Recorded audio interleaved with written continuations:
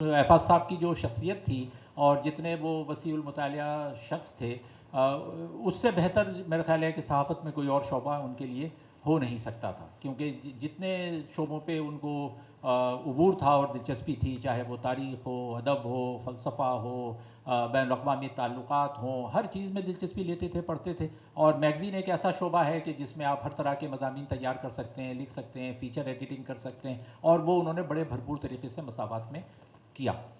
اور اس کے بعد ہی پھر ان کی 1977 کے بعد جب وہ کرائسس کا شکار ہوا، مساوات میں سے لوگ نکالے گئے، ابراہیم جلیل صاحب اس ٹینشن میں فوت ہو گئے، اور پھر ان کی سب سے بڑی جنگ کا آغاز ہوتا ہے. اور وہ ایک شاندار ان کی جدوجہد کا پیریڈ ہے جس میں انہوں نے کسی بھی چیز کی پرواہ کیے بغیر، یعنی وہ ان صحافیوں میں سے تھے، اس قبیلے سے تعلق رکھتے تھے جنہوں نے کبھی بھی آسائش کے لیے، آرام کے لیے، تنخواہ کے لیے مصالحت یا کمپرومائز کرنا گوارا نہیں کیا. اور جب وہ کسی چیز سے متفق نہیں ہوتے تھے تو وہ ذرا بھی دیر نہیں لگاتے تھے ریزائن کرنے میں، استعفیٰ دینے میں. مجھے ان کا شعر یاد آ رہا ہے، کسی نے کہا ہے بھائی آج ایسے صحافی کیوں نہیں ہوتے، بہت کم ہیں. تو افتخار عارف کا شعر میں اکثر سناتا ہوں، وہ ہے کہ لقمہ تر کھا گئی لہجے کا حوث لقمہ تر کھا گئی لہجے کا جلال، حوث لقمہ تر کھا گئی لہجے کا جلال، اب کسی حرف کو حرمت نہیں ملنے والی. تو جب حوث لقمہ تر آ جاتی ہے تو اس حوث لقمہ تر کے ساتھ ہی اپنے لہجے کا جلال بھی لوگ گنوا دیتے ہیں. لیکن احفاظ بھائی ان لوگوں میں سے نہیں تھے جنہوں نے حوث لقمہ تر کے لیے اپنے لہجے کا جلال گنوایا ہو. ان کے لہجے کا جلال آخر وقت تک قائم رہا. اس پہ ہم مزید بات کریں گے ان کی سب سے بڑی جنگ کے بارے میں، لیکن اس سے پہلے میں اب درخواست کروں گا ہمارے جو کی نوٹ اسپیکر ہیں آج، سینئر پروفیسر ہیں زابسٹ میں، تاریخ پر بہت گہری نظر ہے اور یہ بھی وسیع المطالعہ ہیں، مختلف شعبوں پہ عبور رکھتے ہیں، کئی کتابوں کے مصنف ہیں، بہت اچھے مترجم ہیں، تراجم بھی کر چکے ہیں، اور ان کا کمٹمنٹ جو ہے وہ ڈیموکریسی سے، جمہوریت سے، اظہار رائے کی آزادی سے، انسانی حقوق کے ساتھ بہت مسلم ہے.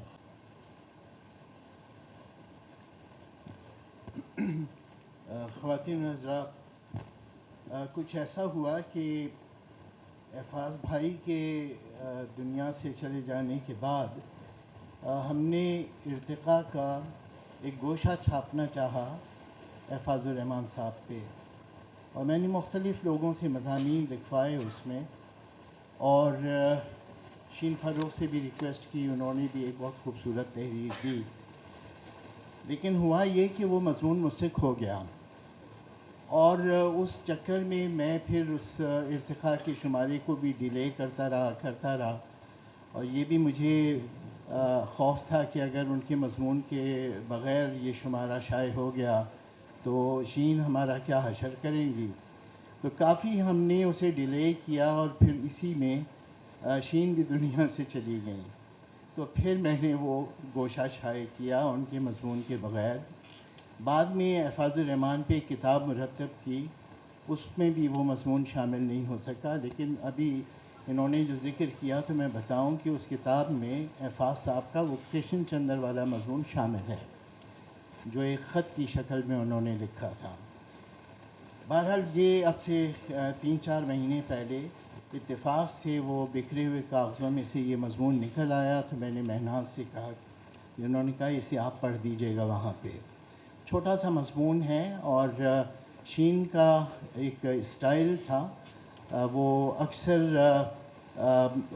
قرۃ العین حیدر کی طرح کوئی کہانی لے کے نہیں چلتیں، نہ وہ کوئی کردار لے کے چلتی تھیں، وہ منظروں سے کہانی بناتی تھیں، جیسے قرۃ العین حیدر نے بھی کافی کیا ہے. یہی کرافٹ انہوں نے اس چھوٹے سے مضمون میں بھی استعمال کیا ہے. کراچی لٹریچر فیسٹیول اس کا نام ہے، عنوان ہے جگمگاتی محترم دنیا کے بیچ. کراچی لٹریچر فیسٹیول کے ایک سیشن میں احفاظ الرحمان اپنا کلام سنا رہے تھے. یہ بھی ان کا کمال تھا کہ اگر شہر، ملک یا دنیا میں کچھ ہوتا تو ان کی نظم اگلے روز روزنامہ ایکسپریس میں چھپی ہوتی۔ کراچی کا مقبول ترین ادبی میلہ جاری تھا کہ شہر کی مقتدر سیاسی جماعت، اور یہ شہر کی مقتدر سیاسی جماعت انہوں نے انورٹڈ کاماز میں دیا ہے، کہ شہر کی مقتدر سیاسی جماعت کی جانب سے ہڑتال کا اعلان کر دیا گیا۔ پریشانی میں زائدہ حنا کو فون کیا۔ ان کا کہنا تھا کہ مسئلہ تو صرف ہم جھونپڑ پٹی یعنی گلشن اقبال اور گلستان جوہر میں رہنے والوں کا ہے، ڈیفنس اور کلفٹن والے تو بآسانی پہنچ جائیں گے۔ واقعی حاضرین حسب معمول امٹ پڑے تھے۔ احفاظ سے فرمائش تھی کہ وہ اپنی درجوں والی نظم سنائیں، تیسرے درجے کی روٹی، تیسرے درجے کا پیٹ۔ برسوں پہلے کراچی پریس کلب میں ایپنک کا اجلاس تھا۔ ہم لوگ کلب کے صحن میں دریوں پر بیٹھے تھے۔ دیکھا تو احفاظ ایک دبلی پتلی اور خوبصورت لڑکی کے ساتھ چلے آ رہے ہیں۔ ہم نے خسر پھسر شروع کر دی، کون ہے، کیا احفاظ نے شادی کر لی؟ اور ان خاتون کو ہمارے پاس چھوڑ کر خود اخباری کارکنوں کے حقوق کی حمایت میں تقریر کرنے چلے گئے۔ یہ بھی نہ بتایا کہ یہ خاتون کون ہیں، کیا نام ہے، کہاں سے آئی ہیں، وہ جو مہناز تھیں۔ کراچی یونین آف جرنلسٹ کی وساطت سے سرکاری نرخوں پر ہم صحافیوں کو پلاٹ ملے تو یہ فکر تھی کہ اس پر گھر کیسے بنایا جائے، کہاں سے قرضہ لیا جائے۔ ایک روز کسی چائے خانے کے سامنے احفاظ مل گئے، بتایا کہ وہ گھر بنا رہے ہیں۔ ارے کیسے؟ کھلا یہ کہ انہوں نے اپنا بڑا پلاٹ بیچ کر چھوٹے پلاٹ پر بقیہ رقم سے تعمیر شروع کر دی ہے، اور کچھ عرصہ بعد بیوی بچوں سمیت گلشن میں شفٹ ہو گئے۔ مگر وہ اپنی سیاسی سرگرمیوں کی پاداش میں انڈر گراؤنڈ رہنے کے بعد بے روزگاری سے نمٹ رہے تھے۔ کوئی اخبار صحافیوں کے حقوق کے جہادی کو نوکری دینے کے لیے تیار نہ تھا۔ اتنے میں ایک دوست کی جانب سے پیشکش ہوئی تو کھڑا ہوا انجن اپنی پٹری پر چلنے لگا۔ ایک شام ٹہلتی ہوئی ان کے ہاں گئی تو بچوں نے بتایا بابا نے نوکری چھوڑ دی ہے۔ ارے کیوں؟ ہاتھ میں آیا ہوا روزگار کا وسیلہ چھوڑ دیا۔ احفاظ ہنس رہے تھے۔ بچوں سے کہا چلو بتا دو۔ بچوں نے کہا کہ ہم چائنا جا رہے ہیں، بابا کو وہاں کام مل گیا ہے، اور وہ چلے گئے۔ وہ جو تقریباً روزانہ میرے گھر آ کر رونق لگاتے تھے اسے بھی ساتھ لے گئے۔ ایک بار میں اور مہناز نہ جانے کیا بات کر رہے تھے، رمیز ٹی وی دیکھتے دیکھتے چونکا، کہا میرے بابا بہت ہینڈسم ہیں، ان کی شکل رابرٹ ریڈ فورڈ سے ملتی ہے۔ چین میں 8 سال گزار کر لوٹے تو پھر وہی اخبار اور اخبار کی ملازمت، لیکن وہ ملازمت بھی کچھ عرصے بعد چھوڑ دی۔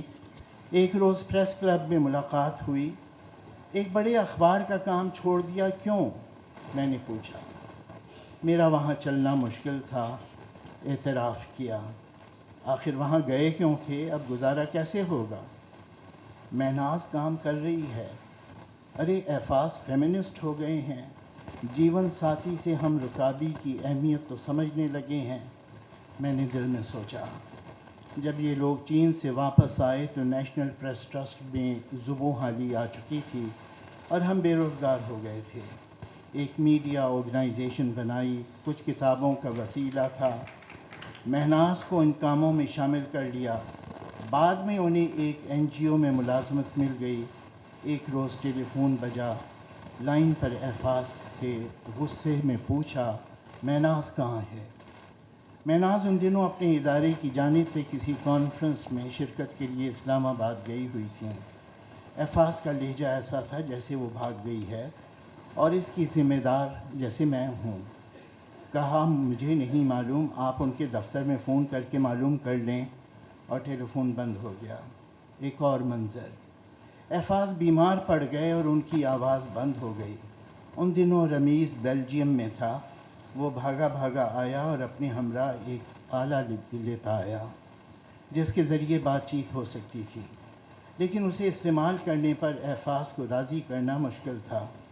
یہ تو بہت عرصے بعد فیفے کے بچوں کے اصرار اور ان کی محبت میں اس وسیلے کے ذریعے بولنے پر راضی ہوئے۔ ایک عید پر کچھ دوستوں کے ہمراہ ان کے ہاں گئے۔ مہناز نے بتایا کہ وہ سونے کے لیے جا چکے ہیں۔ ارے بہن، ابھی سوئے ووئے نہیں ہوں گے۔ میں ان کے بیڈ روم کی طرف بڑھی تو مہناز کے دل و دماغ میں خطرے کی گھنٹیاں بجنے لگیں۔ میں نے دروازہ کھول کر آواز دی، احفاظ ہم آپ سے عید ملنے آئے ہیں۔ وہ بستر پر لیٹے ہوئے لیپ ٹاپ پر کوئی فلم دیکھ رہے تھے۔ جواب میں خاموشی تھی۔ احفاظ ہم آپ سے عید ملنے آئے ہیں۔ وہ بستر پر لیٹے رہے۔ میں واپس آ گئی۔ کچھ دیر بعد دیکھا تو احفاظ چلے آ رہے ہیں۔ ان کی بیٹی فیفے کی زندگی میں تکلیف دہ تبدیلی آئی تو مہناز کی ممتا تڑپی اور وہ ان کے ہاں رہنے لگیں۔ احفاظ رضامند نہیں تھے، لیکن کچھ عرصے بعد فیفے کے ہاں شفٹ کرنے پر تیار ہو گئے۔ فیس بک پر تصاویر دیکھ کر اطمینان ہوتا کہ احفاظ نئے ماحول میں سب کے ساتھ ایڈجسٹ ہو رہے ہیں۔ فیفے ان دنوں سی ویو میں رہتی تھی۔ چند روز بخیریت گزرے، مگر ایک روز احفاظ نے اعلان کر دیا کہ وہ واپس اپنے گھر جا رہے ہیں۔ کوئی طاقت انہیں ایسا کرنے سے روک نہیں سکتی تھی۔ وہ اپنے گھر میں اپنی خود مختار زندگی سے خوش تھے۔ خود گاڑی چلا کر جاتے، وہ ایکسپریس کی میگزین ایڈیٹر تھے، اپنا کام حسب معمول کرتے، خریداری کرتے۔ مہناز کے لیے یہ بہت کٹھن دور تھا۔ اس کی محبتیں ٹکڑے ٹکڑے ہو کر شوہر اور بچوں میں بٹ گئی تھیں۔ مہناز کے گھر پر ڈنر تھا۔ تقریب کے اختتام پر مہناز نے کہا، تم احفاظ کو گلشن سے لے کر آئی ہو، اب چھوڑنے جاؤ گی؟ حالانکہ وہ میرے ساتھ جا سکتے ہیں۔ چلو میں پوچھتی ہوں، وہ تیار ہوئے تو میں گھر پہنچا دوں گی۔ سب نے یہ تاثر دیا کہ ایسا ہونا ممکن نہیں۔ میں بھی خاموش ہو گئی۔ کچھ دیر بعد اٹھی۔ سب نے پوچھا، کیا ہوا، کہاں جا رہی ہو؟ میں جہاد پر جا رہی ہوں، اور احفاظ کی طرف بڑھی جو کمرے کے دوسرے کونے میں کسی دوست کے پاس بیٹھے تھے۔ احفاظ، کیا آپ میرے ساتھ چلو گے؟ احفاظ نے بخوشی رضامندی ظاہر کی۔ وہ مہناز کے عسکری اپارٹمنٹ سے گلشن تک پورا وقت پریس کلب کی باتیں کرتے رہے۔ شہناز کے گھر سے پورا راستہ بات کرتے چلے۔ احفاظ نے بخوشی رضامندی ظاہر کر دی اور عسکری اپارٹمنٹ سے گلشن تک پورا وقت پریس کلب کی باتیں کرتے رہے۔ کچھ پرانی صحافی دوستوں کے بارے میں پوچھا۔ کراچی پریس کلب شہر کے مرکز میں صحافیوں کا گڑھ ہے، اسے ہائیڈ پارک بھی کہتے ہیں۔ اس کے گیٹ کے سامنے اکثر بھوک ہڑتالیوں کے کیمپ لگے رہتے تھے۔ یہ عمارت کرائے پر تھی۔ ایک بار آغا خان پریس کلب آئے اور پیشکش کی کہ آپ یہ جگہ خرید لیں، رقم میں دوں گا۔ بعد میں ایک بار معلوم ہوا کہ پریس کلب کا سودا ہو گیا ہے۔ احفاظ کو معلوم ہوا تو وہ طیش میں آ گئے۔ اس سازش میں ملوث افراد پر چلائے اور پریس کلب سے واک آؤٹ کر لیا اور پریس کلب بکنے سے بچ گیا۔ میرے ساتھ گھر جاتے ہوئے انہیں وہاں پر گزارے ہوئے لمحات یاد آ رہے تھے۔ ان کے گھر پہنچے تو میں نے ڈرائیور سے کہا، احفاظ صاحب کو گھر کے اندر تک چھوڑ کر آؤ۔ میری یہ پیشکش احفاظ کے لیے گویا ہتک تھی۔ انہوں نے ڈرائیور کو کندھوں سے پکڑا اور اس کا منہ گاڑی کی طرف کر دیا اور خود اپنے گیٹ کے تالے کی چابی لگانے لگے۔ فیفے نے اب دو دریا کے بورژوائی اپارٹمنٹ میں رہنا شروع کر دیا تھا۔ احفاظ ایک بار اس کا گھر دیکھنے گئے تھے، خوش ہوئے، پھر واپس اپنے گھر لوٹ آئے۔ چند روز بعد طبیعت بگڑی تو ہسپتال میں داخل ہو گئے۔ جب ڈاکٹروں نے کہا اب انہیں گھر لے جائیں، وہاں یہ زیادہ آرام سے ہوں گے، احفاظ کو پتہ ہی نہ چلا کہ انہیں کہاں لے جایا جا رہا ہے۔ وہ تقریباً 8 سے 10 روز فیفے کے یہاں رہے۔ دیکھا ہی نہیں کہ کھڑکی کے باہر سمندر کے بھٹکے ہوئے پانیوں میں کشتیاں تیر رہی ہیں اور یہ کہ کبوتری کے انڈوں سے بچے نکل آئے ہیں۔ وہ اس بے دھیانی میں کہیں اور چلے گئے۔ احفاظ کا گھر خالی تھا۔ خواتین و حضرات، اب شین کا گھر بھی خالی ہے۔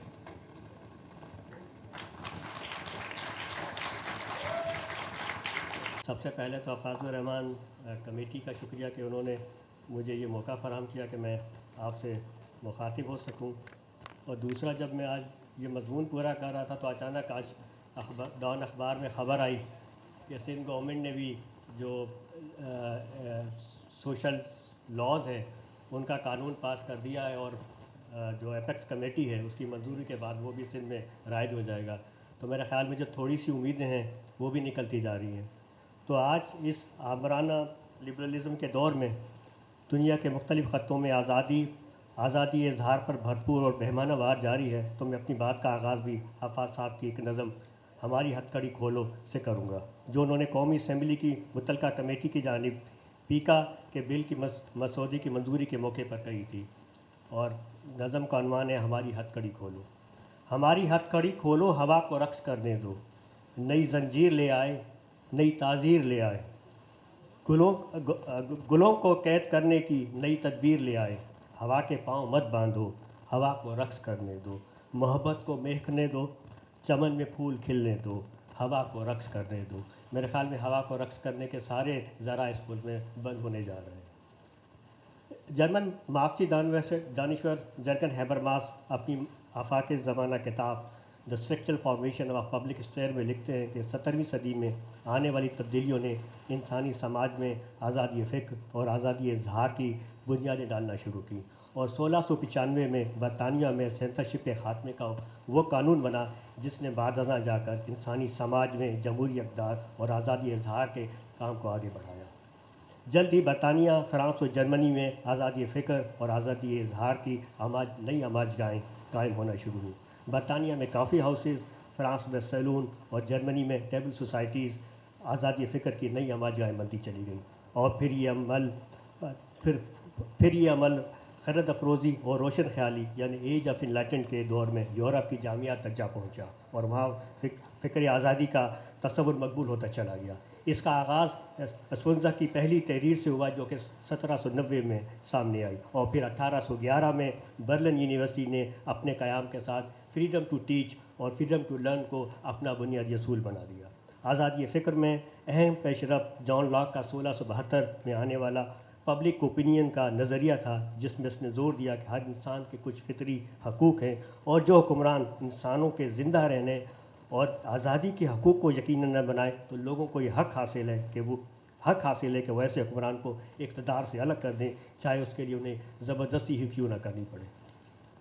اور ایک صدی بعد 1787 میں جرمن جانشور فریڈرک جارج فورسٹر نے پبلک اوپینین کا ایک نیا تصور پیش کیا، جس کو عوامی رجحانات اور اظہار آزادی کا بنیادی نقطہ سمجھا جاتا ہے۔ اس سفر کی سب سے اہم کڑی 1789 میں برپا ہونے والا انقلاب فرانس تھا، جس نے 3 بنیادی اصول فریڈم، ایکوالٹی اینڈ فرٹرنیٹی یعنی آزادی، مساوات اور برادرانہ ہم آہنگی کے بنیادی اصول طے کر دیے۔ یقیناً اس عظیم جدوجہد کے پس پشت روسو جیسے عظیم فلسفیوں کی علمی کاوش اور جرأت کو نظر انداز نہیں کیا جا سکتا۔ اس دورانیے میں جہاں ایک طرف انقلابی راستے کے ذریعے انسانی سماج میں تبدیلیوں کا عمل جاری تھا، تو دوسری طرف سرمایہ داری کے زیر اثر بڑھتی ہوئی بورژوا نظریاتی سوچ کے تحت لبرلزم یا آزاد خیالی کے نظریات نے اپنی جگہ بنانا شروع کی، جن میں جان لاک، جان اسٹوارٹ مل اور ایڈم اسمتھ جیسے دانشور شامل تھے۔ آزاد خیالی کا نظریہ 5 بنیادی اصولوں یعنی انفرادی آزادی، حکومت کا انفرادی معاملات میں انتہائی محدود کردار، قانون کی بالادستی، آزاد منڈی اور جمہوریت اور انسانی حقوق کی بالادستی کو قرار دیا گیا۔ اسی نظریے نے 2-2.5 صدیوں تک بورژوا نظریات میں مرکزی حیثیت حاصل کیے رکھی، لیکن گزشتہ صدی کی 7ویں دہائی میں آزاد خیالی کے نظریے میں ایک اہم پیش رفت اس وقت ہوئی جب پہلے چلی میں فوجی عامر پنوشے اور برطانیہ کی وزیر اعظم مارگریٹ تھیچر اور امریکی صدر ریگن کے سیاسی اور اقتصادی اقدامات نے دنیا کو لبرلزم سے نیو لبرلزم کے عہد میں داخل کر دیا۔ اس عہد اور نظریے کے بنیادی اصول کچھ اس طرح طے پائے۔ اول، منڈی کی بالادستی یعنی آزاد منڈی سیاسی سماجی زندگی کے تمام معاملات طے کرے گی۔ دوم، ڈی ریگولیشن یعنی تمام قید و بند سے آزادی یعنی حکومت کسی معاملے میں کوئی قید و بند عائد نہیں کر سکتی۔ سوئم، نجکاری یا پرائیویٹائزیشن، سرکاری اداروں، تعلیم، صحت، فراہمی آب سمیت ہر بنیادی ضرورت اب حکومت کے بجائے نجی شعبہ مہیا کرے گا۔ چہارم، حکومت کا فلاحی کاموں اور سماجی بہبود کے اقدامات سے خود کو الگ کر لینا۔ اور پانچواں اصول، کموڈیفیکیشن یعنی تعلیم، صحت، اب ہر چیز قابل خرید و فروخت ہوگی۔ ان 5 اصولوں نے جلد ہی انسانی سماج میں اپنے منفی اثرات دکھانا شروع کر دیے۔ اقتصادی، سیاسی، سماجی کوئی بھی شعبہ اس کے منفی اثرات سے خود کو نہ بچا سکا۔ کھلی اور آزاد منڈی نے ایک طرف غربت کے فرق کو بڑھایا تو دوسری طرف محفوظ ملازمتوں سے محنت کش ٹھیکیداری کے ظالمانہ نظام اور عدم تحفظ کے دائرے میں داخل ہونا شروع ہو گئے، جبکہ سماجی طور پر تعلیم، صحت اور ہر بنیادی ضرورت انسان کی پہنچ سے باہر ہوتی چلی گئی، اور ہر سہولت صرف قیمت کی عوض ہی خریدی جا سکتی تھی، جس کے نتیجے میں آدم انسان کی عزت و توقیر کم ہو کر اب خیرات بھی غیر سرکاری اداروں، چیریٹی اور NGO کے مرہون محنت کر دی گئی، جبکہ سیاسی میدان میں محنت کشوں کے ٹریڈ یونین تنظیموں کو دانستہ طور پر اور باقاعدہ منصوبہ بندی کے تحت کمزور کیا جاتا رہا، اور محنت کش بے شناخت و بے زبان کیے جاتے رہے۔ اس صورتحال کے خلاف جہاں ایک طرف بائیں بازو سے تعلق رکھنے والے ترقی پسند اور عوام دوست دانشور، محنت کش طلبہ اور دیگر سماجی حلقے آواز بلند کر رہے تھے، تو دوسری طرف بورژوا دانشوروں، سیاستدان اور ان کے اتحادی 1991 میں سوشلسٹ سوویت یونین کے خاتمے اور یک قطبی دنیا کے ابھر کے آنے پر اپنی خوشیاں اور فتح کے شادیانے بجا رہے تھے۔ فوکویاما نے اسے اینڈ آف دا ہسٹری کا نام دیا، تو ہینسن نے اس کو third way of the democracy, جمہوریت کے تیسرے دور کا آغاز کا نام دیا، جبکہ اس کے برعکس بائیں بازو سے تعلق رکھنے والے مارکسی دانشور پروفیسر ڈیوڈ ہیوے، برودے، جیکسن، دریدے، مینول، کیسل اور دیگر دنیا کو آنے والی تباہیوں سے آگاہ کرتے رہے۔ غلبے کے نشے میں چور نیو لبرلزم کو اپنی پالیسیوں اور منصوبوں پر اس وقت شکست کا سامنا کرنا پڑا جب پہلی بار 1997 اور پھر 2007 اور 2008 کے دو بڑے معاشی بحرانوں نے دنیا کو ہلا کر رکھ دیا۔ لالچ اور ہوس 1930 کے بعد آنے والا دنیا کا 30 ترین معاشی بحران تھا، جسے نیو لبرل دنیا کا لالچ اور ہوس کا آئینہ دار تھا، جسے مارکسی دانشور کیرس ہرمن نے زومبیز کیپٹلزم کا نام دیا، تو پال میسن نے اس کو ایج آف دا گریڈ کا نام دیا۔ اسی دوران 9/11 اور 5/5 اور ان جیسے دہشت گردی کے بڑے بڑے واقعات کی عالمی سیاست اور سب بندی کو ایک نیا رخ دیا۔ تاہم نیو لبرل اور سرمایہ داری نے بڑی کامیابی سے اپنی ناکامیوں کا ملبہ اپنے مخالفین، سیاسی حریفوں پر منتقل کر دیا، اور خامیوں کی اصلاح کرنے کے بجائے نیو لبرلزم نے اپنی ہی متعارف کرائی گئی لبرل ڈیموکریسی، فلاحی ریاست، تارکین وطن محنت کشوں، ٹریڈ یونینز، جامعات کے طلبہ اور اساتذہ اور میڈیا کو الزام تراشی کا ذمہ دار ٹھہرانا شروع کر دیا، اور پھر لبرلزم نے اپنے آپ کو مزید سخت اور آمرانہ نیو لبرلزم کا جامہ پہنانا شروع کر دیا، اور آمرانہ نیو لبرلزم نے شمولیتی اور نظریاتی انکلوسیو اینڈ آئیڈیولوجیکل سیاست کو نفرت اور تعصب کی طرف موڑ دیا۔ نیو لبرل دور میں دانستہ کمزور کی گئی ٹریڈ یونین اور محنت کشوں کی منظم تنظیموں کی عدم موجودگی کے باعث آمرانہ لبرلزم نے اپنی شاطرانہ چالوں سے مظلوموں کو ظالم ثابت کرنے کے کامیاب منصوبہ بندی کی، لیکن اس کو اس مد میں محنت کشوں کی تنظیموں کے کمزور پڑنے کے بعد اب صرف دو حلقوں سے خطرات لاحق تھے، اول اکیڈمیا یعنی درس و تدریس کے مراکز، اور دوم میڈیا۔ آمرانہ لبرلزم نے ان دونوں گروہوں کو بڑی چالاکی اور منصوبہ بندی کے ساتھ الگ تھلگ کرنا شروع کیا۔ آپ سب کو جواہر لال نہرو یونیورسٹی کے طلبہ اور خاص طور پر کنیا لال کمار اور ان کے ساتھیوں کی جانب سے شروع کی گئی تحریک یقیناً یاد ہوگی، جنہوں نے نریندر مودی کی انتہا پسندی اور نفرت آمیز سیاست کو حقیقی چیلنج سے ہمکنار کیا، اور پھر مودی کے 2019 میں متعارف کرائے گئے متنازع ترمیمی شہریتی قانون کے خلاف ایک بھرپور تحریک چلائی، جس نے شاہین باغ کے احتجاج کو دنیا بھر میں کامیاب تحریکوں کی ایک نئی مثال بنا دیا۔ فلسطین پر اسرائیل کے گزشتہ 1.5 سال سے جاری جارحیت کے خلاف ہونے والے مظاہروں کو بیشتر عالمی میڈیا نے آمرانہ نیو لبرلزم کے شدید دباؤ میں تقریباً نظر انداز کر دیا۔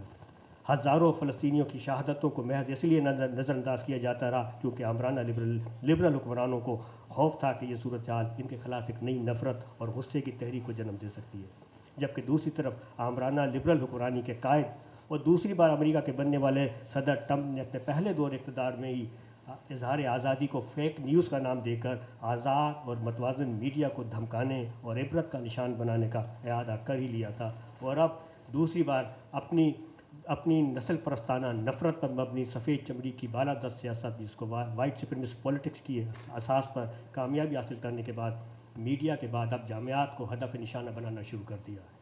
امریکہ کے پہلے صدر تھامس جیفرسن، جنہوں نے انقلاب فرانس میں ڈکلیریشن آف رائٹس میں بڑا کلیدی کردار ادا کیا تھا، ان کے بنائے گئے قوانین کی دھجیاں اڑاتے ہوئے ٹرمپ نے اب امریکی جامعات کو اظہار آزادی کی سزا دینے کا اعلان کیا ہے۔ آپ نے کولمبیا یونیورسٹی کے حالات کے بارے میں سنا ہی ہوگا، جہاں یونیورسٹی کی سالانہ گرانٹ کا خاتمہ کیا گیا، طلبہ اور اساتذہ کے احتجاجی حقوق کو سلب کیا گیا، اور انسانی حقوق اور اسرائیلی جہریت کے خلاف آواز اٹھانے پر یونیورسٹی کی مالی امداد روکنے کا فیصلہ کیا۔ ایسے ہی آمرانہ اقدامات کا امریکہ کی مزید جامعات کو سامنا ہو رہا ہے۔ آزادی اظہار کو دبانے کے لیے ٹرمپ نے کولمبیا یونیورسٹی کے امریکی نژاد فلسطینی طالب علم محمد خالد اور جارج واشنگٹن یونیورسٹی میں انڈیا سے تعلق رکھنے والے طالب علم بدر الدین سوری کو فلسطین کی حمایت اور احتجاجی ریلیاں منعقد کرنے پر ملک بدر کرنے کا فیصلہ کیا، جبکہ اب مزید 450 غیر ملکی طلبہ کے ویزے منسوخ کرنے کا اعلان کیا جا چکا ہے فیصلہ کیا جا چکا ہے، جبکہ مزید اس میں اضافہ دیکھا جا رہا ہے۔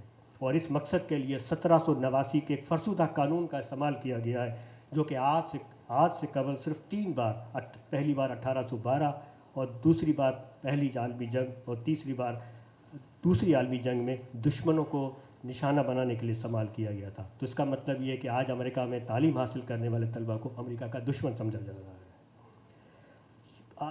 یہ جبکہ دیکھا جائے کہ صورتحال کیا تھی، جبکہ آج سے 9 صدیاں قبل 1155 عیسوی میں جرمن بادشاہ فیڈرک باربروسا نے غیر ملکی طالب علموں کو باقاعدہ ایک تحریری قانون، جس کو انتھیزیا ابیتیا کا نام دیا جاتا ہے، اس قانون کے تحت طلباء اور محققین کو بغیر کسی رکاوٹ اور پابندیوں کے تحقیق کے دروازے کھلے رکھے رہنے کی یقین دہانی کرائی تھی۔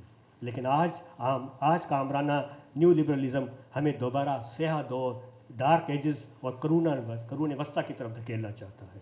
مجھے اس مرحلے پر حفاظ صاحب کی ایک نظم یاد آتی ہے جو کچھ اس طرح ہے: لکھے جاتے ہیں جو بھی لفظ، کیوں تم ان سے ڈرتے ہو؟ جو بولے جا رہے ہیں لفظ، کیوں ان سے ڈرتے ہو؟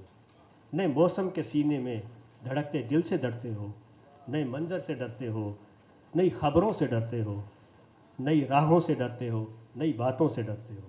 تم انٹرنیٹ کی بے خوف تصویروں سے ڈرتے ہو، ملاقاتوں سے ڈرتے ہو، مناجاتوں سے ڈرتے ہو۔ تم آزادی کی ساری نو بنو لہروں سے ڈرتے ہو، چھپا جو دل میں چور ہے ذرا اس چور سے پوچھو۔ کھڑکتے ہیں اگر پتے تو ان پتوں سے ڈرتے ہو، تم آزادی سے ڈرتے ہو، تم آزادی سے ڈرتے ہو۔ سوال یہ ہے کہ سوال یہاں پر یہ ہے کہ آمرانہ نیو لبرلزم یہ سب کچھ کیوں کرنا چاہتی ہے؟ اس کا جواب ہم اٹلی کے مارکسی دانشور گرامچی اور فرانس کے نیو مارکسسٹ اسکالر مشیل فکو کے خیالات سے میں ڈھونڈنا پڑے گا، جہاں گرامچی ایک ثقافتی بالادستی کی بات کرتا ہے جو کہ ایک متکبر اور آمرانہ لبرل نظام زبردستی مسلط کرنے کا خواہش مند ہے، جبکہ فکو کے بقول یہ نظام ایک ایسے انسان پیدا کرنا چاہتا ہے جو کہ ان کے متئی اور اطاعت شعار ہو۔ فکو ان کو ڈوسائل باڈی سے تعبیر کرتا ہے۔ اس سلسلے میں فکو کی کتاب ڈسپلن اینڈ پنش ایسی ایک شاہکار تصنیف ہے جس میں فکو کہتا ہے کہ صرف انسانوں کو جسمانی آزار رسانی و سزا تک محدود رکھنا نہیں چاہتے، بلکہ یہ ان کی انا اور ان کی روحوں کو بھی مجروح کرنے پر اڑے ہوئے ہیں۔ فکو کی اس بات کی عملی مثال ہمیں ابو غریب جیل میں دیکھنے کو ملی، جب برہنہ عراقی قیدیوں کو کتوں کے آگے ڈال دیا گیا اور ان کے ساتھ عہد قدیم کی وحشانہ رسموں کے مطابق وحشانہ سلوک کیا گیا۔ حالیہ دنوں میں پکڑے گئے بے گناہ فلسطینی مردوں کے ساتھ جنسی زیادتیوں جیسے واقعات آمرانہ لبرلزم کے لیے سیاہ دھبا ہے۔ اسی کو دیکھتے ہوئے ذہن حفاظ صاحب کی دوسری نظم کی طرف جاتا ہے کہ یہ تیرے بنائے گئے سب نخلستان جھوٹے ہیں، یہ تو سب ریگستان کے سراب ہیں، یہ تیرے وعدوں کی ریت کے بے بنیاد قلعے ہیں، یہ قید خانے ہیں، یہ تو سب مقتل گاہیں ہیں۔ آج اس آمرانہ لبرلزم دور میں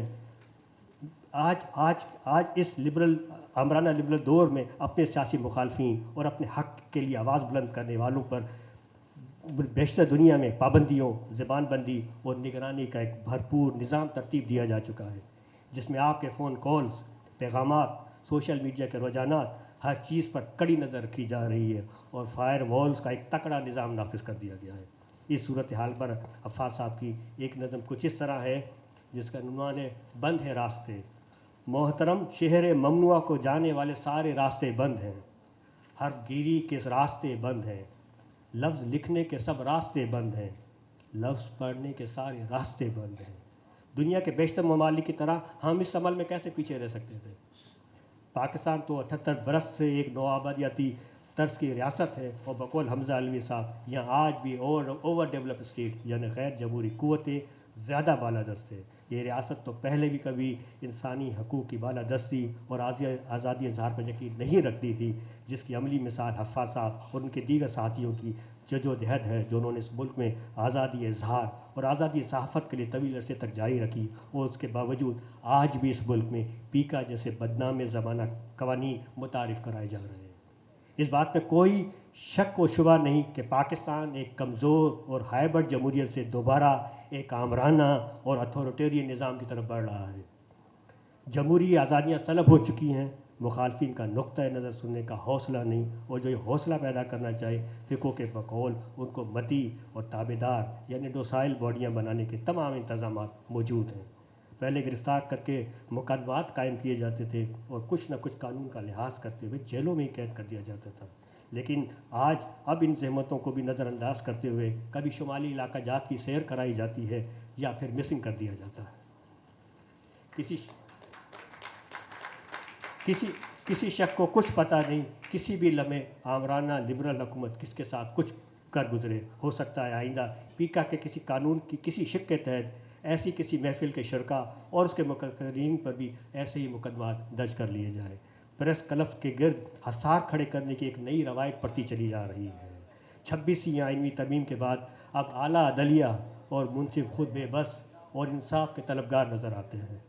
एहतजाज करने वाले सियासी कारकुनों और ख़वातीन और बच्चों को भी सियासी तशद्दुद का निशाना बनाया जा रहा है। सियासी बातचीत और डायलॉग के तमाम रास्ते मदम हो चुके हैं। यहाँ हफ़ाज़ साहब की एक नज़म बयान करूँगा जिसका अनुमान है बंद कर दो सारे दरवाज़े। नज़म का अनुमान है बंद कर दो सारे दरवाज़े, बंद कर दो सारे दरवाज़े, खिड़कियाँ दरवाज़े सारे ही बंद कर दो, सारे रोज़न बंद कर दो, कोई ख्वाब यहाँ ना आए पाए, कोई ख्वाब अब यहाँ ना आने पाए, जलती आँखों में अजाब ना आने पाए। बंद कर दो खिड़कियाँ दरवाज़े सारे बंद कर दो, ख्वाब तो झूठे हैं, ख्वाब झूठे हैं दिखाते हैं शराब, बिन बुलाए कैसे घुसाते हैं ख्वाब, ख्वाब तो दहशतगर्द हैं, ख्वाब तो कम ज़र्फ़ हैं, ख्वाब तो बदकार हैं, खिड़कियाँ दरवाज़े सब बंद कर दो, कोई भी ख्वाब अब यहाँ ना आने पाए। आमराना लिबरलिज़म माशरों और इंसानी समाज की एक नज़रियाती और इंसान दोस्त लिबरलिज़म इंसान माशरों इंसानी समाज को एक नज़रियाती और इंसान दोस्त सियासत से दूर करते हुए एक नफ़रत और तासुब पर मबनी सियासत को परवान चढ़ा रही है, और कहीं फ़िरके, रंग, ज़बान, नस्ल की बुनियाद पर इंसानों को तकसीम कर रही है। तो दूसरी तरफ माशरे के पिसे हुए तबकात को मज़ीद इस्तेहसाल का निशाना बनाते हुए दौलत और वसाइल को इंतहाई अमीर अफराद के हाथों में मरकूज़ करती चली जा रही है। इस मकसद के लिए अपनी मुखालफत और इख्तलाफ राय रखने के तमाम दरवाज़े बंद किए जा रहे हैं, और इस सिलसिले का पहला हमआहंगी के बजाय अदम तशद्दुद पर मुश्तमिल एक नए समाजी ढांचे को तश्कील दिया है, और उसका नाम कंजर्वेटिव मॉडर्निज़म यानी कदामत परस्त जदीदियत का नाम देते हैं। वो कहते हैं कि गुज़िश्ता तीन दहाइयों में आमराना आज़ाद ख्याली यानी न्यू अथॉरिटेरियन न्यू लिबरलिज़म ने इंसानी समाज के लिए सबसे तबाहकुन अमल ये किया है कि इंसानी समाज की तबकाती हैयत तब्दील करके रख दी है, और गुज़िश्ता 3 दहाइयों के दौरान अदम बर्दाश्त और नफ़रत और नज़रियाती सियासी सोच से आ रही 4 समाजी क़ुव्वतों का एक इत्तेहाद और इल्हाक़ उभर कर सामने आया है। ये 4 नई क़ुव्वतें बक़ौल प्रोफेसर मिशेल एपल ये हैं। पहली न्यू लिबरलिज़म, दूसरे नए कदामत परस्त न्यू कंजर्वेटिव, तीसरे आमराना अवामी मकबूल मजहबी कदामत परस्त अथॉरिटेरियन पॉपुलस रिलीजियस कंजर्वेटिव, और चौथे दरमियाने तबके पर मुश्तमिल पेशावराना और managers professional managerial middle classes. New liberals या आज़ाद ख्यालों के मुताबिक पूरी दुनिया उनके लिए एक मंडी है, और इंसान सिर्फ इस मंडी में सरमाया पैदा करने और मुनाफा इकट्ठा करने का एक ज़रिया है। इनका किरदार हेबर्ट मार्क्वेस के वन डायमेंशनल मैन की तरह एक मशीन बनकर सिर्फ रोज़ाना की ज़िंदगी गुजारना है। इनकी ज़िंदगी बड़े ख़यालात से आरी और सिर्फ महदूद हदाइफ तक महदूद है, जबकि दूसरा गिरोह उन नए कदामत परस्तों पर मुश्तमिल है जो कि वतन परस्ती और हुब्बुल वतनी के जज्बात से लबरेज हैं। 9/11 के वाक़या के बाद अमेरिका में मुल्क, रियासत और रियासती इदारों से लगाव का एक नया रुझान देखने को मिला, और उसकी देखा देखी अब दुनिया के दीगर ममालिक में भी ऐसा ही रुझान फैलता जा रहा है। एक तरफ शाइनिंग इंडिया है तो दूसरी तरफ मेक अमेरिका ग्रेट अगेन है। तो हम क्यों पीछे रहते, और हमने भी एक हार्ड स्टेट का नया नारा बुलंद कर दिया है। इंडिया से लेकर यूरोप के कई ममालिक अब इस सूरत हाल का सामना कर रहे हैं। इनका मुतालबा है कि निसाब पर रियासत का मुकम्मल कंट्रोल होना चाहिए, गैर मुल्की तारकीन वतन और मेहनत कशों को निकाल बाहर किया जाए। मुलाजमतों पर सिर्फ इनके हम मज़हबों, हम रंगों और हम नस्लों का हक़ है, जबकि तीसरी तरफ मकबूल मजहबी कदामत परस्त है जो अपनी सरिश्त में आमराना सोच के हामिल है। ये इंतखाबी अमल के दौरान कामयाबी हासिल करके अपने नज़रियात को लोगों पर नाफिज करना चाहते हैं, और अगर इंतखाबी अमल में कामयाबी न हो तो फिर डंडे के ज़ोर पर अपने अदम बर्दाश्त और नफ़रत पर मबनी ख्यालात को नाफिज करने पर अड़े हुए हैं। मिस्र में अक़वानुल मुस्लिमीन, इंडिया में हिंदुवाता का नज़रिया लिए भारतीय जनता पार्टी, तुर्की, स्वीडन, इटली और दीगर ममालिक तक ये तर्ज सियासत मकबूलियत पकड़ चुका है। इंडिया में गाय कशी के दावेदारों की तरह हमारे यहाँ भी नामूस का नाम लेकर गोजरा की बस्तियों, योहानाबाद को जलाने, मशाल खान, डॉक्टर शाहनवाज कुंभर, श्रीलंका से ताल्लुक़ रखने वाले बेगुनाह शहरी प्रियंका कुमारा, और आज भी मौत की काल कोठरी में मुक़य्यद जुनैद खान और उसके लिए जान देने वाले एडवोकेट राशिद रहमान की लाश मज़हब की बुनियाद पर नफ़रत का कारोबार और माशरे में अदम बर्दाश्त और आज़ादी इज़हार को लाहा ख़तरों की तरफ इशारा कर रही है। जबकि इस नए समाजी ढांचे का आखिरी गुरोह उन दरमियानी तबके के निस्बतन खुशहाल अफराद पर मुश्तमिल हो जो शहरों के मतमबिल इलाकों में रहते हैं या फिर इलाकों में रहने के ख्वाहिशमंद हैं। इनकी ज़िंदगियाँ इसी दो तक महदूद है।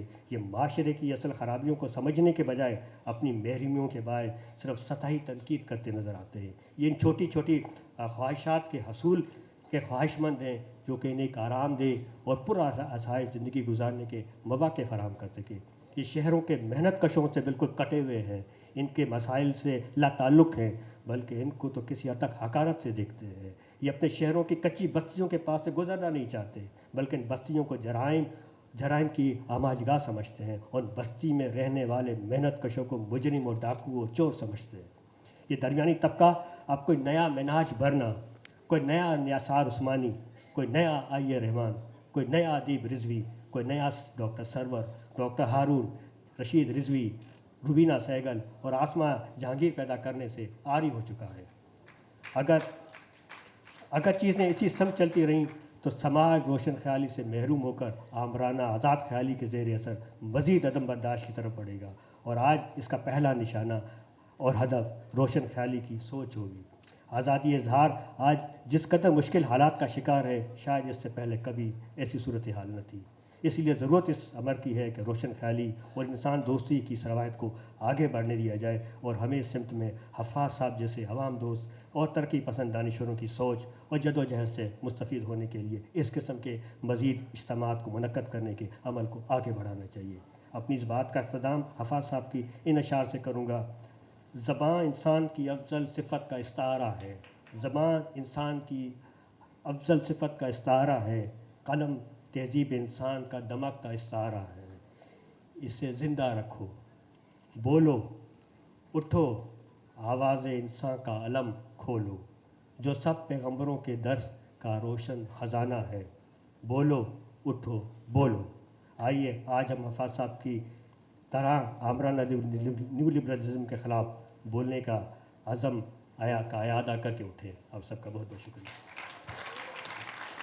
असल में ये हारिस ने जिम्मेदारी दी थी और वो हस्बे आदत थकाई हो गए, क्योंकि मैं अभी फैनाना से यही कह रही थी कि जिन लोगों से हमारी इतनी दोस्ती, इतनी मोहब्बतें थी, तो उनके लिए हम करेंगे तो ये ना हो कि ये अपने दोस्तों ही को नवाज रहे हैं कि अब हम क्या करेंगे। हमारे दोस्त माशाल्लाह इस कैलिबर के हैं कि कोई ये नहीं कह सकता कि हम दोस्ती की वजह से उनके लिए कुछ कर रहे हैं। हम लोगों ने इस माशरे में अपने आप को इस तरह से मनवाया है और इतनी स्ट्रगल की है।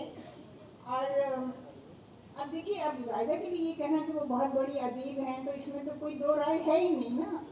और ना मेरा वो लेवल है अदब में कि मैं उनकी अदबी उस पर बात करूं, क्योंकि she is a great writer और हम सब मानते हैं ना। तो इसी तरह अगर मैं कहूँ कि वो बहुत अच्छी कॉलमिस्ट हैं तो वो भी मेरा मकाम नहीं है, क्योंकि वो इतनी अच्छी कॉलमिस्ट हैं कि हम सब मानते हैं। तो मैं उनके लिए क्या कहूँ, और वो भी एक शॉर्ट नोटिस पे जो मैंने सोचा, और ये मैं शीन के लिए भी सोचती थी उनकी ज़िंदगी में शीन और ज़्यादा आखिरी दिनों में काफ़ी क्लोज भी नहीं है। देखिए जैसे हम कहते हैं कि हमने वुमेन एक्शन फोरम के लिए काम किया, या हमने ख़वातीन की तहरीक के लिए काम किया, या हम फेमिनिस्ट हैं या कुछ, तो मैं शीन के लिए और आज ज़ायदा हिना के लिए भी कह रही हूँ कि ये वो लोग हैं जिन्होंने फेमिनिस्ट को जिया है। ये बताते खुद एक मतलब इन्होंने जिया है फेमिनिस्ट को। हम लोगों ने तो काम किया है तो जो कर सकते थे, सामने बैठी हैं खबर आपा, तो हम लोगों ने काम किया, लेकिन शीन ने और ज़ायदा हिना ने इन्होंने जो स्ट्रगल की है, जो औरतों का मकाम इन्होंने मनवाया, इन्होंने साबित किया कि औरत जो है वो मर्द से कमतर तो क्या वो उससे बढ़कर है। मतलब इतनी स्ट्रगल और ये इकोनॉमिक्स कैसे बंगा दिया बैठे, इकोनॉमिक्स की छोटी मोटी स्टूडेंट मैं भी हूँ, तो इकोनॉमिक एम्पावरमेंट पे हम बहुत जोर देते हैं कि भी औरतों को अगर आज़ादी हासिल करनी है तो जो इन लोगों ने इकोनॉमिक स्ट्रगल की है, ज़्यादा हिना नहीं, मतलब क्या क्या काम इन लोगों ने नहीं किए, पूरी जिंदगी काम किया। अगर कोई वर्किंग वुमेन की तारीफ अगर करनी है तो फिर ज़्यादा हिना से बेहतर और कौन हो सकता है। मतलब कोई इन्होंने शोभा नहीं छोड़ा।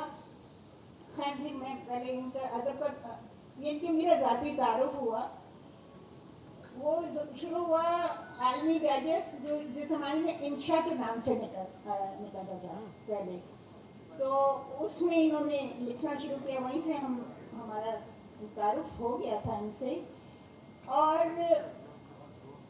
फिर आलमी डाइजेस्ट हुआ, फिर अखबार ख़वातीन में बहुत अच्छा की रिपोर्टिंग की इन्होंने, और वो खुद बताया करती थी अपने मुख्तलिफ प्रोग्राम में कि वो कुछ ऐसी रिपोर्टिंग जैसे कोई, अब मुझे सही तरह से याद नहीं, कोई तैयारा गिरा था बाहर की किसी का, वहाँ उसकी रिपोर्टिंग, मतलब उन्होंने ऐसी रिपोर्टिंग की थी जो मर्द हज़रात भी ज़रा कम करते हैं।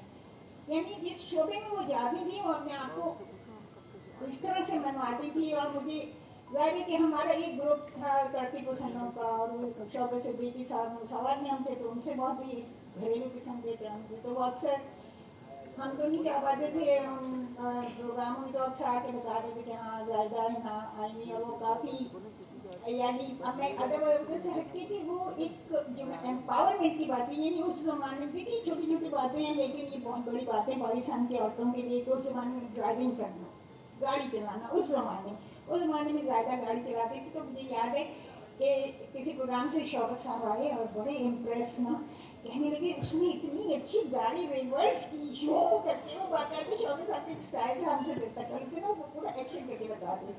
तो कहने का मकसद ये है कि वो औरतें जिन्होंने रवायात को तोड़ा, जिन्होंने सबसे पहले इस माशरे में साबित किया कि भाई जो मर्द कर सकते हैं वो हम भी कर सकते हैं, क्योंकि हमारे पास भी ये दिमाग है, ये जहानत है। और शायद ज़्यादा जैसी औरतों के लिए तो मैं यकीन से कह सकती हूँ कि बहुत से मर्दों से बहुत ज़्यादा ज़हीन, बहुत ज़्यादा काबिल। तो अब मुझे तो हैरत ये होती है कि मैं देखिए छोटे मोटे अभी शायद मैं भी थी किसी ज़माने में, लेकिन जब मैं जर्नलिज्म में आई तो मेरे छुपे अफसाने दिखे। लेकिन मैं ज़ायदा को सलाम पेश करती कि सारी यानी वो जो घर चलाने की स्ट्रगल थी वो करते कि कोई आसान नहीं होता इस माशरे में एक औरत का घर चलाना, स्ट्रगल करना, बच्चे पालना, और फिर उस लेवल पे कि वो माशाल्लाह आज इतने ज़हीन बच्चे बैठे हैं, उनमें से एक हमारे सामने फैमिली बैठी हुई, और सभी माशाल्लाह एक से बढ़कर एक। तो ये अपने आप को मनवाना, अपनी जहान को, क्योंकि देखिए माशरे का रवैया खासतौर के बाद से ऐसा वो यकीन करें कि मुझे लोग कहते हैं कि ये शायद कोई बड़ी बहुत बड़ी फेमिनिस्ट हैं या बहुत औरतों के लिए काम, लेकिन यकीन करें कि मुझे कई दफ़ा ऐसे अदवार आते हैं कि मैं डर जाती, बैठ जाती, मैं कहती क्या ये मर्द जो हमें इतना मतलब इस पाकिस्तानी माशरे में दिन ब दिन दबाते जा रही है और हमें पीछे धकेलते जा रही है, तो क्या वाकई हम कोई कम दर्जे के इंसान हैं? शायद हम औरतें हैं, क्या हम औरतें वाकई कोई सेकंड रेट इंसान सिटीजन भी क्या इंसान है? देखिए माशरा में हम जैसों को भी ये सोचने मजबूर कर देता है, लेकिन सलाम है ज़ायदा को कि वो कभी नहीं डरी, कभी नहीं झुकी, और उन्होंने हमेशा एक बहुत बहादुरी से, बहुत दानिशवराना अंदाज में जो उन्हें कहना था वो हमेशा कहती रही। अदब की मैं बात कर रही थी, मुझे अभी भी याद है जब उनके, क्योंकि हमारी तो दोस्ती थी, जब भी किताबें आती थी तो हमारे घर आई, या एफाज से बहुत दोस्ती थी, अभी सैनी भी शायद बताएं उस पर। तो पहली सांस लेता है, मुझे आज भी उस किताब का सरे वर्क याद है। तितलियां ढूंढने वाली, रक्स बिस्मिल, और राह में अजर है, एक से बढ़ के एक। यानी होते हैं ना मर्दों में जो होते हैं वो अदीब हैं तो बस फिर वो अदब ही के लिए रह जाते हैं, फिर वो कुछ और नहीं करते। लेकिन जैसे कि मैं बार बार दोहरा रही हूँ कि वो उन्होंने ज़िंदगी की हर स्ट्रगल की, उसके साथ साथ उन्होंने इतनी शानदार अदबी किताबें लिखी जिनकी इतनी लंबी फहरिस्त है कि मैं इस वक्त पूरी पढ़ भी नहीं पा रही, और उसके साथ साथ अपने आप को मनवाना। एक बार मुझे फ़ख्र है कि हम ज़ायदा के दौर में रह रहे हैं। ये सारे तरक्की पसंद लोग, और ख़ास तौर पर ये तरक्की पसंद ख़वातीन, क्योंकि मर्दों के लिए तो फिर भी आसान है, उन्हें भी बड़ी मुश्किलात का सामना करना पड़ता है। लेकिन जो ज़्यादा है ना, जैसी औरतें जो, क्योंकि उस ज़माने में ये बहुत पुरानी बात है, और उस वक्त मतलब बगावत करना रवायती, जहाँ स्टेट आपको बता रही हो कि सर पे दुपट्टा ओढ़ो, जहाँ स्टेट आपको बता रही हो कि औरत को ऐसे निभाई, वहाँ यानी हम जो स्टूडेंट्स बैठे हम लोग पैदा भी नहीं होंगे उस ज़माने में कि वो जीन्स पहनना करना, इतनी हिम्मत थी उनमें। तो शुरू से, और इन चीज़ों का मकसद ये नहीं कुछ और नहीं होता, सिर्फ ये बगावत का एक सिंबल होता है जो हम करते हैं। अगर हम सर पे दुपट्टा नहीं ओढ़े तो इसमें कोई मतलब, जब जोर पड़ेगी ओढ़ भी लेंगे, लेकिन ओढ़ना और ना ओढ़ना हमारा फैसला होना चाहिए। स्टेट हमें ये ना बताए।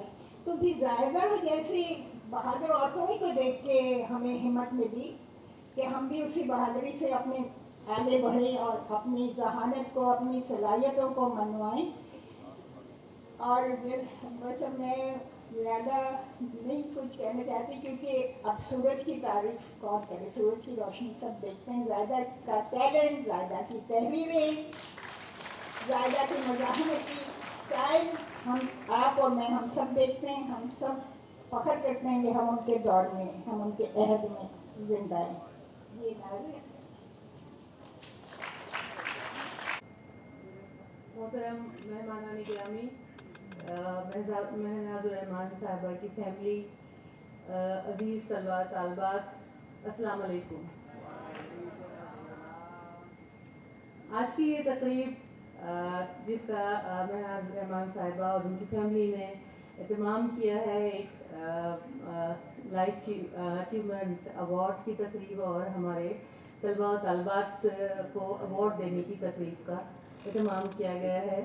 ये जो अवार्ड दिया जा रहा है वो एफाज साहब की फैमिली की तरफ से है। हमारी यूनिवर्सिटी को ये फ़ख्र हासिल है कि उन्होंने एफाज साहब जैसे दिलेर और इतने ज़बरदस्त सहाफ़ी की तरबियत में अपना हिस्सा डाला। हमारी उर्दू यूनिवर्सिटी जो कि पहले उर्दू कॉलेज थी और आज उसके 3 कैंपसेस हैं, जिसको कि हम federal Urdu university art science and technology के नाम से अब ये इदारा है। जो बुनियादी इदारा है वो अब्दुल हक कैंपस है, जिसके तलबा और तालबात को आज जो है वो उनकी तरफ से ये अवार्ड दिया जा रहा है। और दूसरा साइंस कैंपस है, और तीसरा हमारा जो कैंपस है वो इस्लामाबाद कैंपस में है, जो बहुत इंतहाई शानदार जिसके वो की बिल्डिंग्स है और वहाँ पर बहुत अच्छा इदारा है। लेकिन जो हमारा बुनियादी कैंपस है वहाँ से बड़े बड़े नामवर सहाफ़ी, जज, वकला और दीगर शोबों में जिन्होंने बहुत ज़्यादा तरक्की हासिल की, मुल्क कौम के लिए अपनी खिदमत अंजाम दी, उर्दू यूनिवर्सिटी को ये शर्फ हासिल है कि उसने ऐसे तलबा को तरबियत दी, तालीम दी और ज़िंदगी में आगे बढ़ने के लिए वो मौक़े फ़राहम किए, जो तालीम के बाद उन्होंने आगे उस पर गामजन रहे। इस यूनिवर्सिटी के जो हमारे तालबात हैं, इन 3 कैंपसेस का मैंने इसलिए जिक्र किया है कि इन 3 कैंपसेस में जितनी भी डिपार्टमेंट्स हैं, जितने उलूम पढ़ाए जाते हैं, वहाँ पर कोई भी ऐसा अवार्ड नहीं है जो कि किसी डिपार्टमेंट को तलबा को दिया जाता हो। ये सिर्फ हमारा डिपार्टमेंट ऑफ मास कम्युनिकेशन है जिसको कि महनाज रहमान साहिबा ने और हफाजुर रहमान साहिब के लिए की नाम से इसको उनके नाम किया है, और ये वाहिद डिपार्टमेंट है जिसमें तालिब इल्मों को पहली पोजीशन पर 2 लाख रुपए का अवार्ड दिया जाता है या उनको दिया जाता है। और इस साल जो है वो हम बहुत ज़्यादा शुक्रगुजार हैं महनाज साहिबा के और उनकी फैमिली के कि उन्होंने 2nd और 3rd के लिए भी स्टूडेंट को इसमें शामिल किया है। और ये एक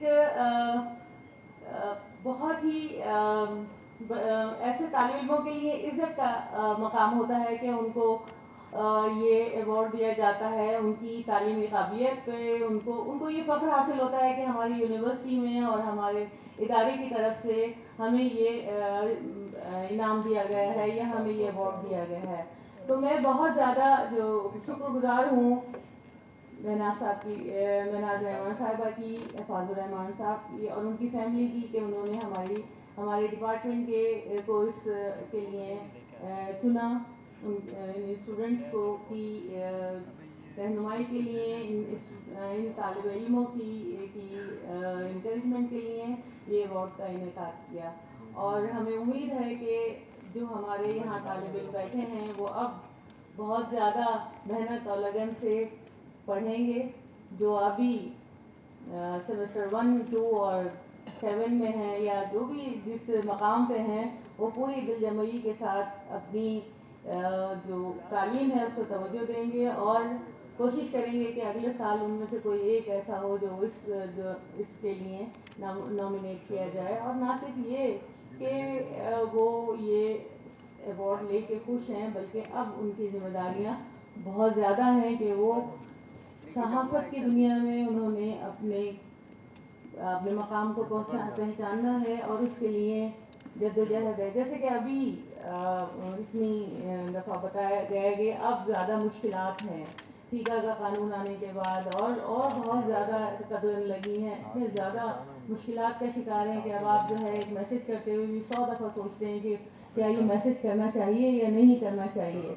तो इन सारे मसाइल में जबकि आप एक मैसेज करते हुए सोच रहे हो, लिखना और अपनी आवाज़ उठाना और आगे अपनी आवाज़ को ले जाना, ये एक बड़ा काम होगा आप सब लोगों के लिए, जो कि दिलचस्प की जिम्मेदारी आप पर है। बहुत बड़ी तवील जद्दोजहद है सहाफ़ियों की, जिन्होंने के ज़ियाउल हक़ के दौर में इश्तिहारों के तौर पर अपने मैसेजेस पहुँचाए, जहाँ पर अखबार में कोई फौरी तौर पे खबरों को ख़त्म कर दिया जाता था। उस वक्त जो है वो इस तरह के तरीके इख्तियार किए जाते थे ताकि लोगों को पता चल सके कि यहाँ कोई अहम खबर थी और उसको जो है कट कर दिया गया है। तो वो दौर भी बहुत लोगों ने देखा और उनको सहा और उस ज़माने में कोड़े भी खाए और मुश्किलात भी उनसे भी गुजरे हैं। लेकिन वो मुश्किलात भी बहुत बड़ी थी। लेकिन अब की जो मुश्किलात हैं, जो ग्लोबलाइजेशन का दौर है, जो मीडिया में सोशल मीडिया का दौर आ गया है, जो AI का दौर आ गया है, जहाँ पर आपको ये पता ही नहीं चलता है कि क्या सही है और क्या गलत है, किस चीज़ की तस्वीर जो आप देख रहे हैं वो सही है या उसको फ़ोटो शॉप कर दिया गया है या किसी के लिए कौन सी फेक न्यूज़ बना दी गई है।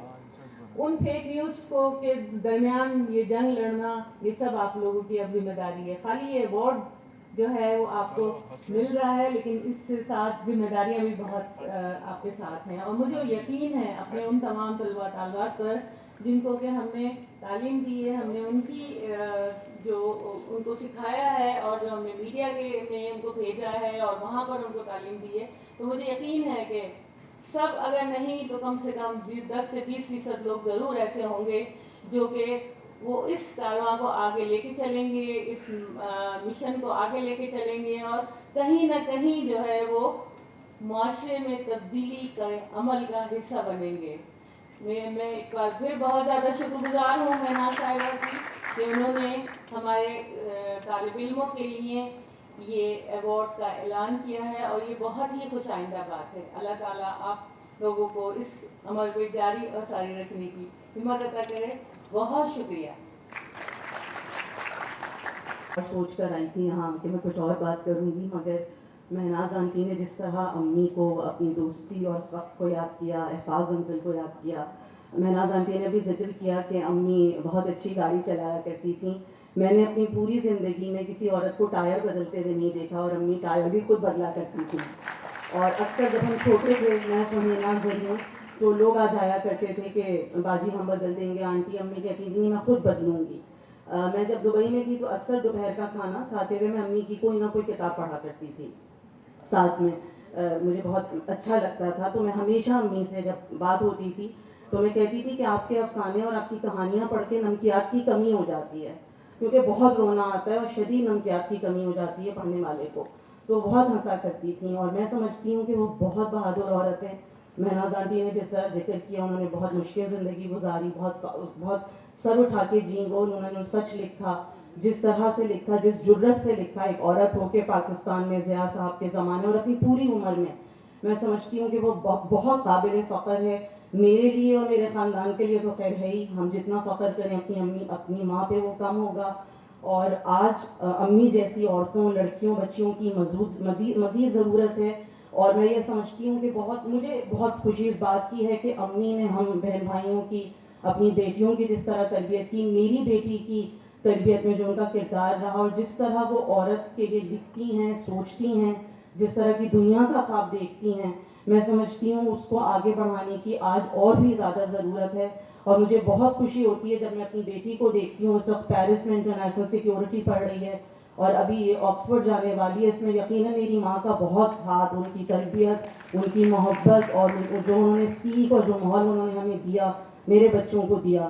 میں بہت شکریہ ادا کرنا چاہوں گی احفاظ الرحمان ایوارڈ جیوری کا، جس نے اس سال امی کا انتخاب کیا ہے اس ایوارڈ کے لیے۔ میں بہت خوش ہوں اس بات پہ کہ مہناز آنٹی، فیفے اور رمیز نے اس ایوارڈ کے ذریعے احفاظ انکل کی نہ صرف یاد کو زندہ رکھا ہے بلکہ ان کی جد و جہد کو بھی زندہ رکھا ہے، جس کی بہت ضرورت ہے۔ احفاظ انکل جیسے لوگ نہیں ہوتے، تو ہمیں ان کی بہت قدر کرنی چاہیے، ان کے لکھے ہوئے کی بہت قدر کرنی چاہیے، اور کوشش کرنی چاہیے کہ آگے بھی ایسے لوگ پیدا ہوتے رہیں۔ وہ ویسے بہت مشکل ہے، اور پاکستان میں تو اس وقت صورتحال جو ہے اس میں ایسا خواب دیکھنا مشکل ہے، مگر خواب تو ہم نے ہمیشہ دیکھا ہے، ہمارے بڑوں نے بھی سکھایا ہے، ہم بھی دیکھتے ہیں، ہم اپنے آگے آنے والی نسلوں سے بھی چاہتے ہیں کہ وہ خواب دیکھیں اور خواب دیکھتے رہیں۔ بہت شکریہ ایک دفعہ پھر، میری طرف سے، امی کی طرف سے، میرے پورے خاندان کی طرف سے بہت شکریہ۔ تھینک یو سو مچ۔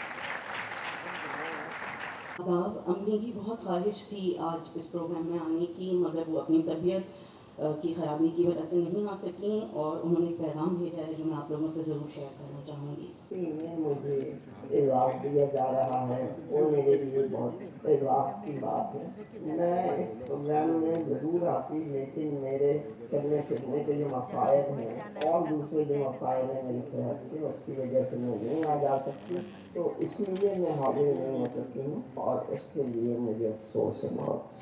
میں نے اور احفاظ نے بہت وقت ساتھ گزارا ہے اور ہمیں اس کا احساس ہے، اور جس میں ہم نے ایک دوسرے کو بڑھاوا دیا پاکستان جیسے ملک میں، اور جو جبر و جوہر کا موسم تھا اس سے ہم گزرے۔ میں سمجھتی ہوں کہ میرے لیے بہت اعزاز کی بات ہے کہ مجھے لائف ٹائم اچیومنٹ ایوارڈ دیا گیا ہے، اور میں شکر گزار ہوں، اور آئندہ مجھے بھی موقع ملا تو میں ان یادوں کو لکھوں گی۔